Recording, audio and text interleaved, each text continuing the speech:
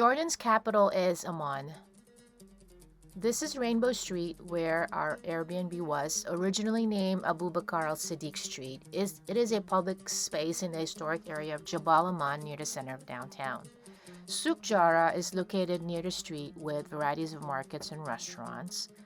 Wellness Places in Amman has excellent affordable treatments with food served after. This was Alf Walaila Walaila. At Al Quds restaurant close to Amman Citadel is the best Jordanian food called mansaf. It is a traditional dish made of lamb cooked in a sauce of fermented dried yogurt and served with rice or bulgur. You can also use chicken with it. It is considered a national dish of Jordan, and it can also be found in Middle Eastern countries.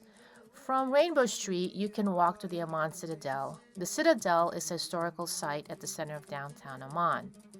The L shape is one of 7 hills called Jabals that originally made up Amman.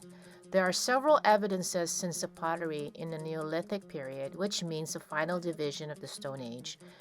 It has been found, and the hill was fortified during the Bronze Age, 1800 BC.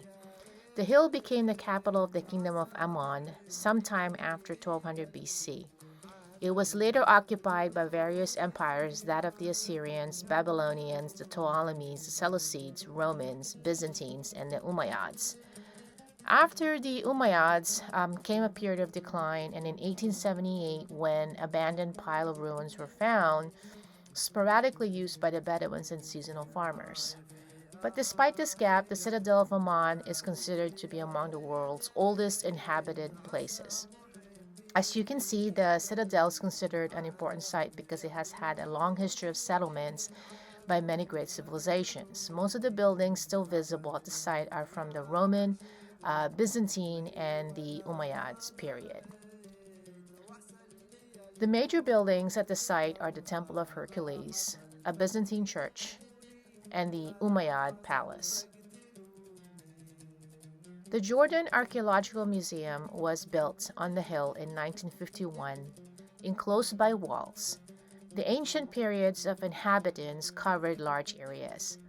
Historic structures, tombs, arches, walls, and stairs have no modern borders, and therefore there is a considerable archaeological potential at this site, including the entire Amman.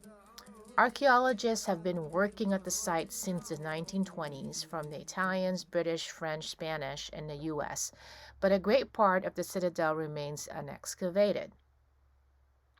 So when you visit Amman, I also recommend immersing into their culture, and one of them is taking a cooking class where you learn how to cook Levantine recipes because they're delicious. I complement my dinner with wine, and Jordan makes one of the best wines.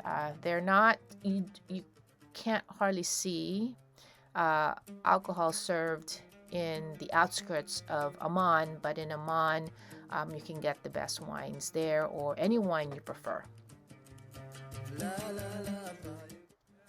So after Amman, I recommend traveling south, which will be the highlight of your trip, Petra.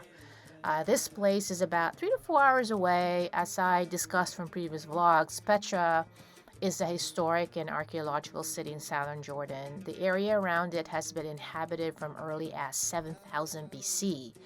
And the Nabateans might have settled in what would become the capital city of their kingdom as early as the 4th century BC. So, however, archaeological work has only discovered evidence of Nabatean presence dating back to the 2nd century BC, by which Petra had become their capital. The Nabateans were considered nomadic Arabs who invested in Petra's proximity to the trade routes by establishing the area as a major trading hub. The Bedouins who are settling here considers themselves as the descendants of the Nabateans, and they are proud of that knowledge and history.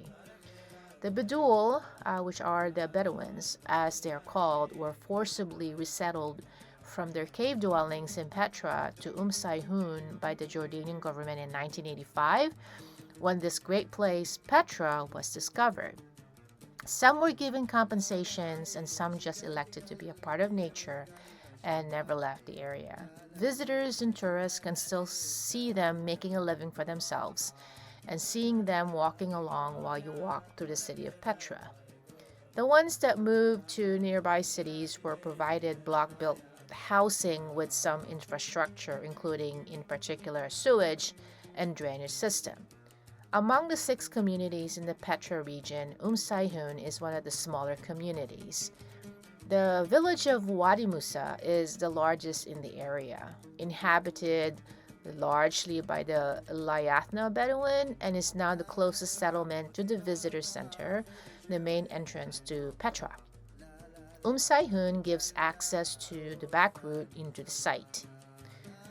On December 6, 1985, Petra was designated a World Heritage Site.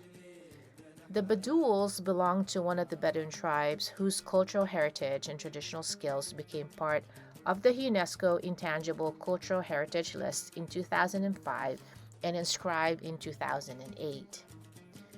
Petra has been visited by millions of people all over the world, especially before the pandemic, now empty because of the pandemic and some sporadic tourists or visitors.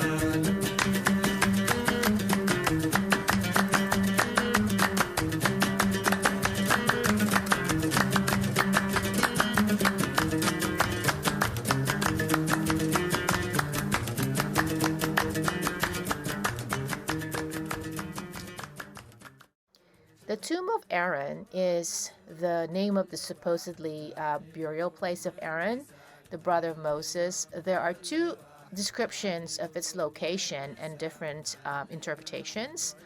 Although in Jewish tradition, the location of the grave, like that of Moses, is hidden, the Islamic tradition places it on Mount Or, near Petra, Jordan. Wadi Rum, known as the Valley of the Moon, is a valley cut into the sandstone and granite rock in southern Jordan to the east of Aqaba. This place was named a UNESCO World Heritage Site in 2011 as well. The Dead Sea is a salt lake bordered by Jordan to the east and Israel and the West Bank to the west. The Dead Sea has attracted many visitors from around the Mediterranean basin. It was one of the world's first health resorts for Herod the Great. Today, tourists visit the sea. Well, especially before the pandemic. With 34.2% salinity in 2011, it is one of the world's saltiest bodies of water.